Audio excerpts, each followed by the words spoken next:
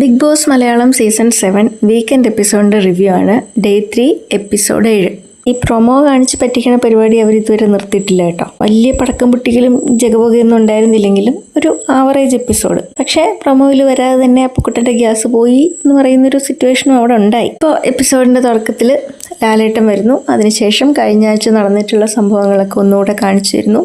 പിന്നീട് ഇന്ന് രാവിലെ നടന്നിട്ടുള്ള കുറച്ച് അടികൾ കാണിക്കുകയാണ്. അതിൽ അനീഷും അനുവും കൂടെയാണ് ബാത്റൂം ഏരിയയിൽ നിന്നിട്ടൊരു വഴക്കുണ്ടാകുന്നത്. റീസൺ എന്താണെന്ന് വെച്ചാൽ ജയിലിൽ നിന്ന് ബാത്റൂമിൽ പോകാനായിട്ട് തുറന്നു വിട്ടിട്ടുള്ള അനുമോള് ബാത്റൂം ഏരിയയിൽ വന്നിട്ട് പല്ല് തേച്ചുകൊണ്ടിരിക്കുകയാണ്. അപ്പോൾ അനീഷ് വന്നിട്ട് പറയുന്നു അനുമോള് ചെയ്യുന്നത് ശരിയല്ല, അനുമോള് ചെയ്യുന്നത് ശരിയല്ല. അതിങ്ങനെ ഒരു റിപ്പീറ്റ് ചെയ്തൊരു 10 ഇങ്ങനെ പറഞ്ഞുകൊണ്ടേയിരിക്കുന്നു.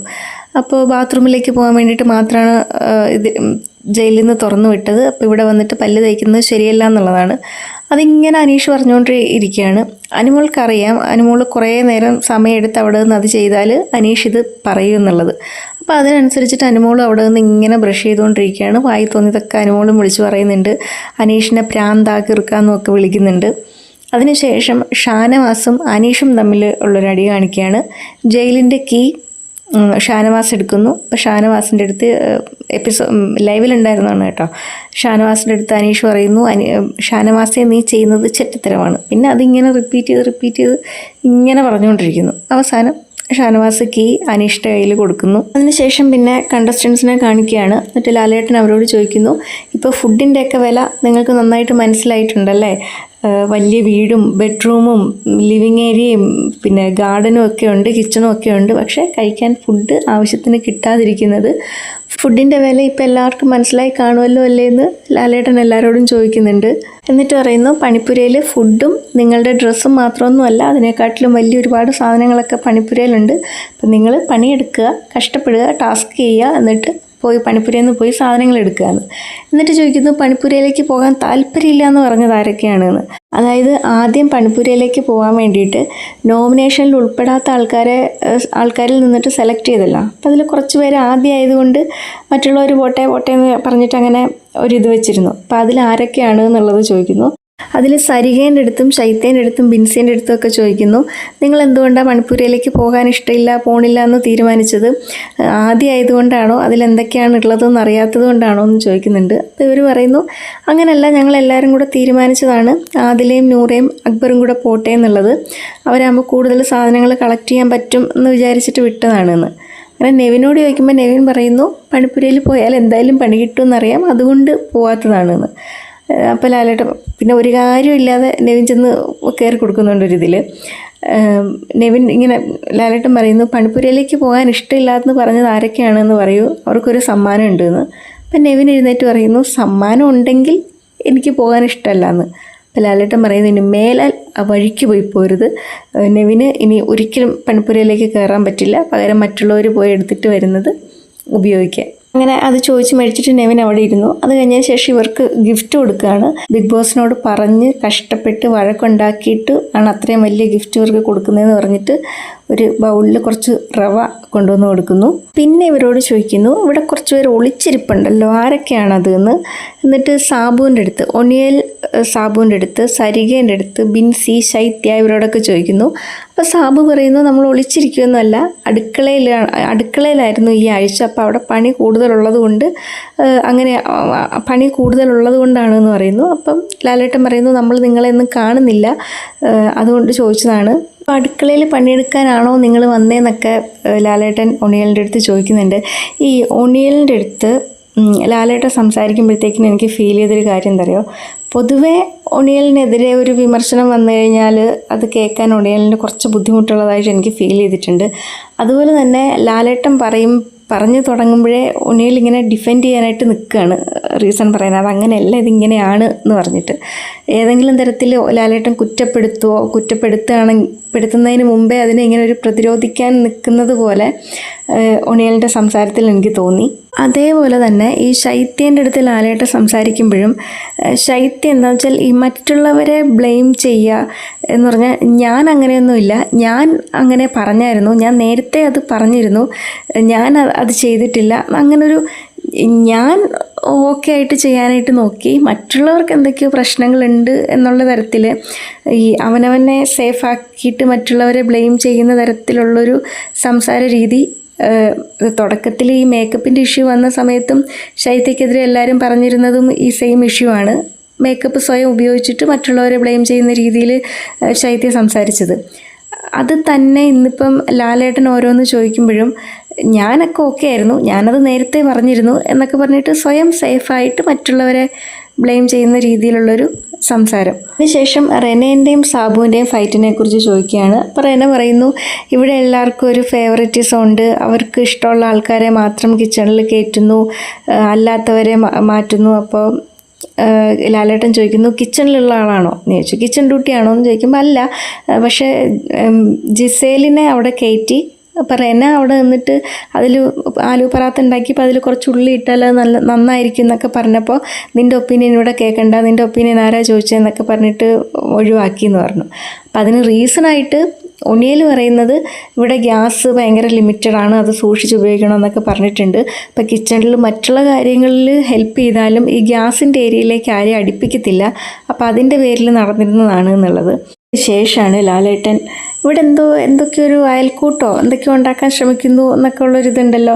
അപ്പോൾ അപ്പാനി ശരത്തിനെ വിളിച്ചിട്ട്, ശരത്തെ ഇവിടെ ആരൊക്കെയാണ് കൂടിയിട്ടൊരു അയൽക്കൂട്ടം ഉണ്ടാക്കാൻ ശ്രമിക്കുന്നത്, നിങ്ങളും അക്ബറും കൂടെയാണോ? അപ്പോൾ ശരത്ത് പറയുന്നു, ഞങ്ങൾ മറ്റുള്ളവരാണ് ഗ്രൂപ്പായിട്ട് നിൽക്കുന്നത്, അപ്പോൾ അവരാണ് ഞങ്ങൾ രണ്ടുപേരും കൂടെ ഒരു ഗ്രൂപ്പായിട്ട് കളിക്കുന്നു എന്നൊക്കെ പറയുന്നത്. അതിലെല്ലാവരും കൂടെ കൈ അടിക്കുന്നുണ്ട് കേട്ടോ ഈ അയൽക്കൂട്ടം എന്ന് പറയുമ്പോഴത്തേക്കിനും. അപ്പോൾ അതിൽ അനുവിനെ എഴുന്നേപ്പിച്ചിട്ട് ചോദിക്കുന്നു, അനുവിന് എന്തെങ്കിലും ഇതുണ്ടോയെന്ന് ചോദിക്കുമ്പോൾ ഇവർ ഗ്യാങ് ആയിട്ട് കളിക്കുന്നത് പോലെ തോന്നുന്നു എന്ന് പറയുന്നു. രഞ്ജിത്ത് പറയുന്നു, ഒരാൾ ജയിലിലായ സമയത്താണ് മനസ്സിലായത് ഒരാളുണ്ടെങ്കിലേ മറ്റൊരാൾക്ക് കളിക്കാൻ പറ്റുള്ളൂ എന്നുള്ളത്. അങ്ങനെ അത്യാവശ്യം തരക്കേടില്ലാത്ത രീതിയിൽ അക്ബറിൻ്റെയും ശരത്തിൻ്റെയും ഈ ഗ്രൂപ്പ് കളിനെ പറ്റിയിട്ടൊന്ന് പരാമർശിച്ച് പോയിട്ടുണ്ട്. അത് കഴിഞ്ഞതിന് ശേഷം ഈ റേസിംഗ് സ്റ്റാർ പോയ വഴി ആദ്യം ആർക്ക് കിട്ടി, പിന്നീട് ആരുടെ കയ്യിലേക്കൊക്കെ എത്തി എന്നുള്ള ഒരു റൂട്ട് മാപ്പ് പോലെ കാണിക്കുന്നുണ്ട്. ഈ ഷാനവാസിൻ്റെ കയ്യിലിരുന്ന റേസിംഗ് സ്റ്റാർ ഷാനവാസ് ഒണിയലിന് കൊണ്ടുപോയി കൊടുക്കുന്നുണ്ട്. അപ്പോൾ അതിൻ്റെ റീസൺ ചോദിക്കുമ്പോഴത്തേക്കിനും ഈ അനീഷും അക്ബറും കൂടെ ഷാനവാസിനെ ഫസ്റ്റ് ഡേയിൽ ഇത് തട്ടിപ്പറിക്കാമെന്ന് പറഞ്ഞിരുന്നല്ലോ, ആ സമയത്ത് അക്ബറും അനീഷും കൂടെ ഷാനവാസിൻ്റെ പുറകെ നടന്ന് ഇങ്ങനെ ഇറിറ്റേറ്റ് ചെയ്തിരുന്ന സമയത്ത് ഷാനവാസ് ദേഷ്യം പിടിച്ചിട്ട് അത് ഊരിയിട്ട് ഒണിയലിന് കൊടുത്തതാണ്. ഒണിയലിൻ്റെ കയ്യിൽ നിന്ന് അത് വേഗം അക്ബർ തട്ടിപ്പറിക്കുകയും ചെയ്യുന്നുണ്ട്. അപ്പോൾ ഷാനവാസ് പറയുന്നു, ഇപ്പോഴാണ് ആ റേസിംഗ് സ്റ്റാറിൻ്റെ വിലയൊക്കെ മനസ്സിലാവുന്നതെന്ന്. അത് കഴിഞ്ഞതിന് ശേഷം ഈ ജിസേലിനോട് ഈ മേക്കപ്പ് സാധനം എടുത്ത് മാറ്റി വെച്ചതിനെക്കുറിച്ച് ചോദിക്കുന്നു. ജിസേലിനോട് ചോദിക്കുന്നു, നിങ്ങൾ എല്ലാ സാധനങ്ങളും തിരിച്ചു വെച്ചോ എന്ന് ചോദിക്കുമ്പോൾ ഒരു 3-4 പ്രാവശ്യം ചോദിക്കുമ്പോഴും ആദ്യം ഇല്ല എന്ന് പറയും, പിന്നെ ഓരോരോ സാധനങ്ങളെടുത്ത് മാറ്റി വെച്ചു എന്ന് പറയും. അങ്ങനെ ജിസേലിന് കൊടുക്കുന്ന പണി എന്താണെന്ന് വെച്ചാൽ ജിസേലിൻ്റെ സ്യൂട്ട് കേസുകളെല്ലാം ഫ്ലോറിലേക്ക് എടുത്തിട്ട് വന്ന് കാണിക്കുന്നു. എന്നിട്ട് പറയുന്നു, ഈ സ്യൂട്ട് കേസുകളെല്ലാം തിരിച്ച് വീട്ടിലേക്ക് അയക്കും. അപ്പം ഇനി ഒരു സാധനങ്ങളും ജിസേലിന് തിരിച്ച് കിട്ടൂല.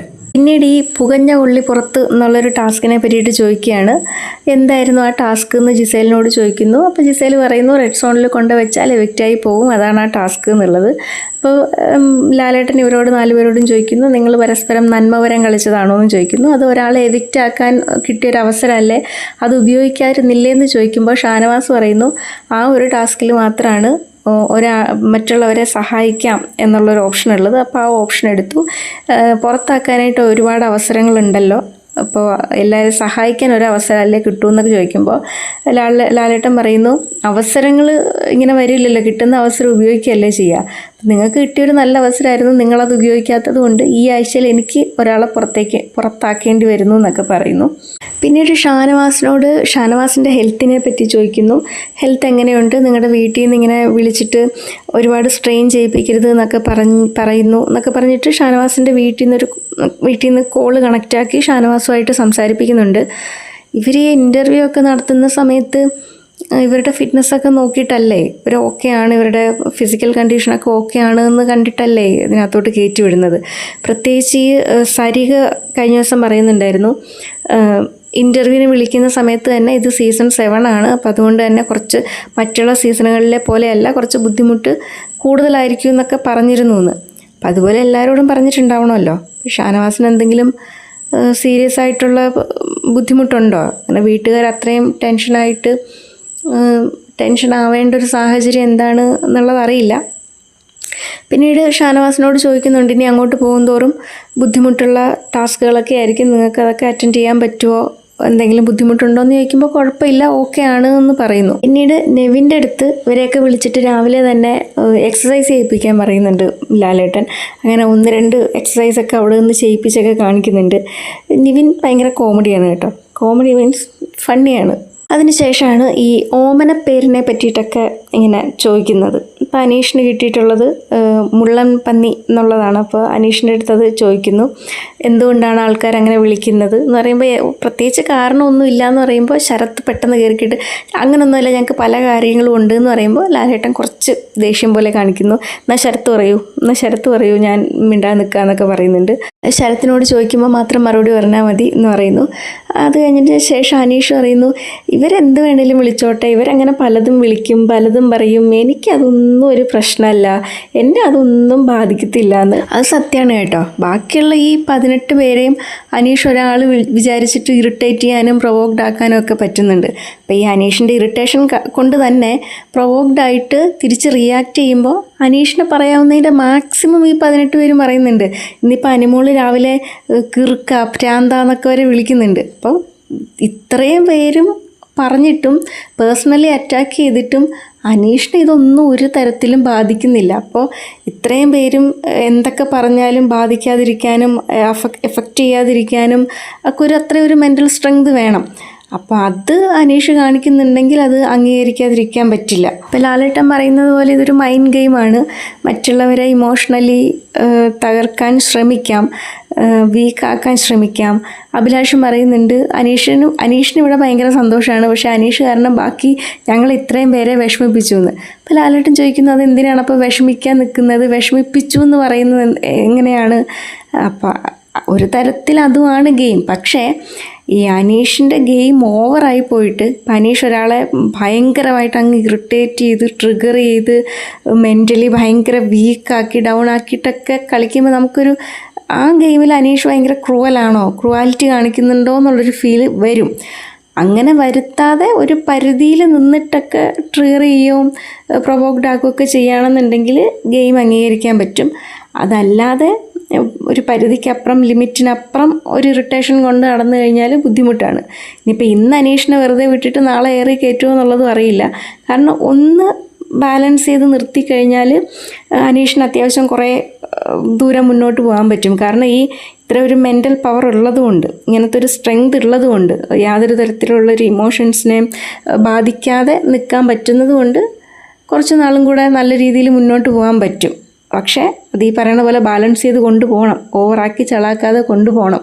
അങ്ങനെ തിരിച്ച് ഈ ഓമനപ്പേര് ഇടലിലേക്ക് തന്നെ വന്നാൽ അക്ബറിനെ വീണ്ടും എഴുന്നേപ്പിച്ച് നിർത്തിയിട്ട് രേണു സുധീനെ സെപ്റ്റിക് ടാങ്ക് എന്ന് വിളിച്ചതിനെ പറ്റിയിട്ട് ചോദിക്കുകയാണ്.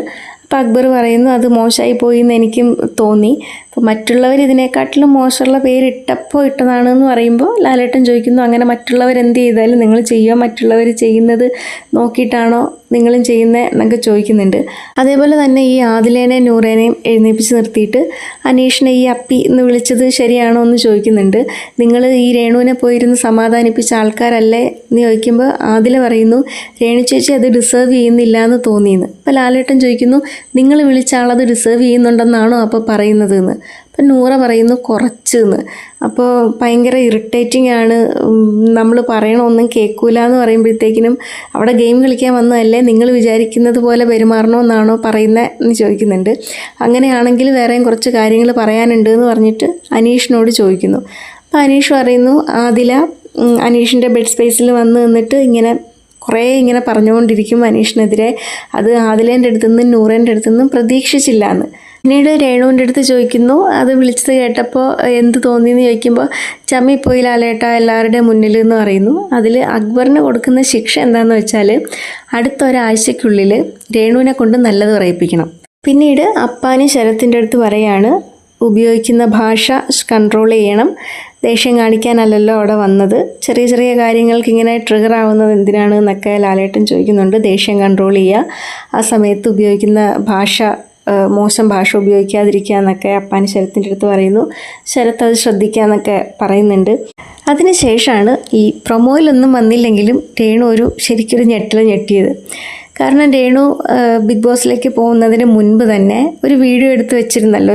ഇപ്പോൾ ഈ സോഷ്യൽ മീഡിയയിലൊക്കെ ഇങ്ങനെ കറങ്ങി നടക്കുന്നൊരു വീഡിയോ, ഞാൻ ആദ്യത്തെ ആഴ്ച തന്നെ നോമിനേഷനിൽ വന്നിട്ടുണ്ട്, എല്ലാവരും എനിക്ക് വോട്ട് ചെയ്യണമെന്നൊക്കെ പറഞ്ഞിരുന്നത്. അപ്പോൾ ലാലേട്ടൻ വീടിൻ്റെ ഉള്ളിലേക്ക് കുറേ ആൾക്കാരെ ഇങ്ങനെ സെർച്ച് ചെയ്യാൻ വേണ്ടിയിട്ട് വിടുകയാണ്. അപ്പോൾ അവർ വന്ന് വീടിൻ്റെ ഉള്ളിലും കണ്ടസ്റ്റൻസ് ഇരിക്കുന്നിടത്തുമൊക്കെ സെർച്ച് ചെയ്തിട്ട് അങ്ങ് പോവുകയാണ്. അതിനുശേഷം ലാലേട്ടൻ ഒരു ലെറ്റർ വായിക്കുന്നുണ്ട്. ബിഗ് ബോസിൽ നടക്കുന്ന കാര്യങ്ങൾ അപ്പം തന്നെ പുറം ലോകത്തേക്ക് എത്തിക്കുന്നൊരു ചാരൻ അവർക്കിടയിൽ തന്നെയുണ്ട്, അവരെ സൂക്ഷിക്കുക എന്നൊക്കെ പറഞ്ഞിട്ടൊരു ലെറ്റർ വന്നു എന്നുള്ളത്. അത് രേണുവിനെ മാത്രം ഉദ്ദേശിച്ച് പറഞ്ഞൊന്നുമല്ല, പൊതുവെ അവിടെ നടക്കുന്ന കാര്യങ്ങൾ മുൻകൂട്ടി ജനങ്ങളിലേക്ക് എത്തിക്കുന്ന സോഷ്യൽ മീഡിയ പേജുകളൊക്കെ ഉണ്ടല്ലോ. ഇപ്പം ഇന്ന ആൾക്കാരാണ് എവിക്റ്റായി പോകുന്നത്, ഇന്നതൊക്കെയാണ് അവിടെ നടന്നിട്ടുള്ളതെന്നൊക്കെ എപ്പിസോഡിൽ വരുന്നതിന് മുമ്പ് തന്നെ പറയുന്ന ആൾക്കാർ. അപ്പോൾ അവരെയും കൂടെ വെച്ചിട്ടാണ്. ഇതൊരു ക്യൂരിയോസിറ്റി ഉണ്ടാക്കുന്നൊരു ഷോയാണ്. അപ്പോൾ ഇങ്ങനെ പറയുമ്പോഴത്തേക്കിനും ആൾക്കാർക്ക് കാണാനായിട്ടുള്ളൊരു ആകാംക്ഷ നഷ്ടപ്പെടുന്നുണ്ട്. അത് ഈ ഷോയിനോട് ചെയ്യുന്നൊരു ചതിയാണ് എന്നൊക്കെ പറഞ്ഞിട്ട്. അതേപോലെ ഈ രേണുവിൻ്റെ വീഡിയോ അതിന് ശേഷം അവിടെ കാണിക്കുന്നുണ്ട് എല്ലാവരുടെയും മുമ്പിൽ. അത് ശരിക്കും രേണു പോകുന്നതിന് മുമ്പ് രേണുവിൻ്റെ യൂട്യൂബ് ചാനലിൽ തന്നെ ഇട്ടിരുന്ന വീഡിയോ ആണെന്നാണ് രേണു പറയുന്നത്. ഇപ്പം ആ വീഡിയോ കാണുമ്പോൾ തന്നെ അറിയാൻ രേണു പോകുന്നതിന് മുമ്പ് എടുത്തിട്ടുള്ളതാണെന്ന്. അത് കണ്ടിട്ട് അങ്ങനെ ആരെങ്കിലും തെറ്റിദ്ധരിക്കുന്നവരുണ്ടോ എന്നുള്ളത് എനിക്ക് അറിഞ്ഞുകൂടാ കേട്ടോ. അങ്ങനെയൊക്കെ അത്രയും മണ്ടത്തരം ചിന്തിക്കുന്ന ആൾക്കാരുണ്ടോ? അപ്പോൾ ഇവിടെ വന്നിട്ട് എടുത്ത വീഡിയോയാണ്, അപ്പോൾ ഇവിടെ ഉള്ളതൊക്കെ പുറത്തേക്ക് എത്തിക്കാൻ പറ്റുമെന്നൊക്കെ ചിന്തിക്കുന്നവരുണ്ടോയെന്ന് അറിയില്ല. പക്ഷേ ഏതായാലും മുൻകൂട്ടി അങ്ങനെ അറിയാൻ പറ്റിയോ, ഇങ്ങനെ കുറേ വീഡിയോ ഒക്കെ എടുത്ത് വെച്ചിട്ടുണ്ടോ, അത് ചെയ്തത് ശരിയാണോ എന്ന് ചോദിക്കുമ്പോൾ ചെയ്തത് ശരിയല്ല, ഒരു കസിൻ പറഞ്ഞു കൊടുത്തതാണ് എന്ന്, ഇങ്ങനെ ചെയ്യണം, ഇങ്ങനെ എല്ലാവരും പോകുന്നതിന് മുമ്പ് ഇങ്ങനെയൊക്കെ ചെയ്തിടുന്നുണ്ട് എന്ന് പറഞ്ഞു എന്ന്. രേണു മനഃപൂർവ്വം ഒന്നും ചെയ്തതൊന്നുമല്ല.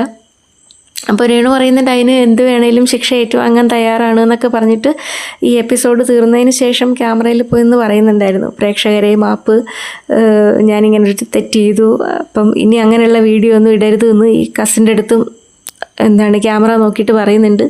ഏത്തൊക്കെ ഇടുന്നുണ്ട് അവിടെ നിന്നിട്ട്. അങ്ങനെ ഇതൊക്കെ കഴിഞ്ഞതിന് ശേഷം നെവിൻ്റെ ഓരോരോ പരിപാടികൾ ഇവരെ കൂടെ കാണിച്ചു കൊടുക്കുകയാണ്. നെവിൻ്റെ മോഷണം, ഈ ബാഡ്ജ് മോഷ്ടിക്കുക, കോയിൻ മോഷ്ടിക്കുക, അതൊക്കെ കൊണ്ടുപോയി ഒളിപ്പിച്ച് വെക്കുക എന്നൊക്കെ ഉള്ളത്. സത്യത്തിൽ നെവിനെ പോലൊരാളും ആ വീട്ടിൽ വേണ്ടതാണ്.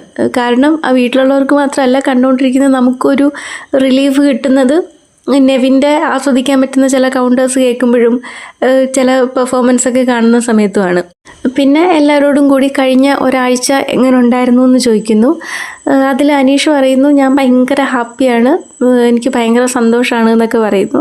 അതിനുശേഷം അഭിലാഷ് എഴുന്നേറ്റിട്ട് പറയുന്നു, അനീഷിന് സന്തോഷമാണ്, പക്ഷേ അനീഷ് കാരണം അനീഷ് ഞങ്ങളെല്ലാവരെയും വിഷമിപ്പിച്ചിട്ടാണ് എന്നൊക്കെ പറയുമ്പോഴാണ് ലാലേട്ടൻ ചോദിക്കുന്നത്, ഈ വിഷമിപ്പിച്ചു എന്ന് എങ്ങനെയാണ് പറയുക, വിഷമിക്കുന്നത് എന്തിനാണ്, പെട്ടെന്ന് അങ്ങനെ ആരെങ്കിലും എന്തെങ്കിലും പറഞ്ഞു കഴിഞ്ഞാൽ വിഷമിക്കാൻ നിൽക്കേണ്ട ആവശ്യമില്ലല്ലോ, അത് കൺട്രോൾ ചെയ്യുക. അപ്പോൾ അഭിലാഷ് തന്നെ വന്ന സമയത്ത് ഭയങ്കര ഷോർട്ട് ടെമ്പേർഡായിട്ട് ഇങ്ങനെ ഇതാക്കാൻ ചെല്ലുമല്ലോ. അപ്പോൾ അഭിലാഷ് തന്നെ ദേഷ്യം കുറച്ചല്ല. അപ്പോൾ ലാലേട്ടൻ പറയുന്നുണ്ട്, അങ്ങനെയാണ് ഇവിടുന്ന് പോകുമ്പോഴത്തേക്കിനും ദേഷ്യമൊക്കെ കുറച്ച് നല്ലൊരു മനുഷ്യനായിട്ട് മാറും എന്നൊക്കെ പറയുന്നുണ്ട്. പിന്നെ ശരത്ത് പറയുന്നു, നമ്മൾ ആവശ്യമുള്ള കാര്യത്തിന് മാത്രമാണ് ദേഷ്യപ്പെടുന്നതെന്ന് പറയുമ്പോൾ, നമ്മളല്ല, നിങ്ങൾക്ക് ആവശ്യമുള്ള കാര്യത്തിനെന്ന് പറയൂ, ദേഷ്യമൊക്കെ കുറയ്ക്കാനാണ് അങ്ങോട്ട് പോയെന്ന് പറയുന്നു. പിന്നെ ഈ ആദിലെ നൂറേം പറയുന്നത് സ്ക്രിപ്റ്റഡ് ആണോ എന്നൊരു സംശയം ഉണ്ടായിരുന്നു. അപ്പോൾ ഇവിടെ വന്നപ്പോഴത്തേക്കിനും മനസ്സിലായി സ്ക്രിപ്റ്റഡ് ഒന്നും അല്ല എന്നുള്ളത്. അങ്ങനെ ഓരോരുത്തരും അവരവരുടെ ഒരു അഭിപ്രായം പറയുന്നുണ്ട്. എന്നാ പറയുന്നത്, ഇവിടെ പോസിറ്റീവ് എനർജി മാത്രമല്ല നെഗറ്റീവ് എനർജി ഉണ്ടെന്ന് പറയുമ്പോൾ, അത് പോസിറ്റീവ് ആക്കാനാണ് നിങ്ങളെ അങ്ങോട്ട് വിട്ടിരിക്കുന്നത്, നിങ്ങളാണ് അവിടെ പോസിറ്റീവ് ആക്കേണ്ടതെന്ന് പറയുന്നു. അങ്ങനെ ഓരോരുത്തരും ഓരോരുത്തരുടെ അഭിപ്രായം ഇങ്ങനെ പറയുന്നുണ്ട്. പിന്നെ ലാസ്റ്റ് ഒരു റോബോട്ടിനെ പരിചയപ്പെടുത്തുന്നു, വൈൽഡ് കാർഡ് എൻട്രി ആണെന്ന് പറയുന്നു. റോബോട്ടും ഇനി അവരുടെ കൂട്ടത്തിൽ ഉണ്ടാവും എന്ന് പറയുന്നു. ഞാൻ പെട്ടെന്നപ്പം ഈ അനീഷിൻ്റെ കാര്യം ആലോചിച്ചു. ഈ റോബോട്ടിൻ്റെ അടുത്ത് അനീഷ് ഇങ്ങനെ റിപ്പീറ്റ് ചെയ്ത് ഇങ്ങനെ ഓരോ കാര്യങ്ങൾ പറഞ്ഞുകൊണ്ട് നിൽക്കുന്നതൊക്കെ. അപ്പോൾ റോബോട്ടിന് പേരിടാൻ വേണ്ടിയിട്ട് പ്രേക്ഷകരോട് ആവശ്യപ്പെട്ടിരിക്കുകയാണ്. അപ്പോൾ ഇത്രയൊക്കെയാണ് ഇന്നത്തെ എപ്പിസോഡിലുണ്ടായിരുന്നത്.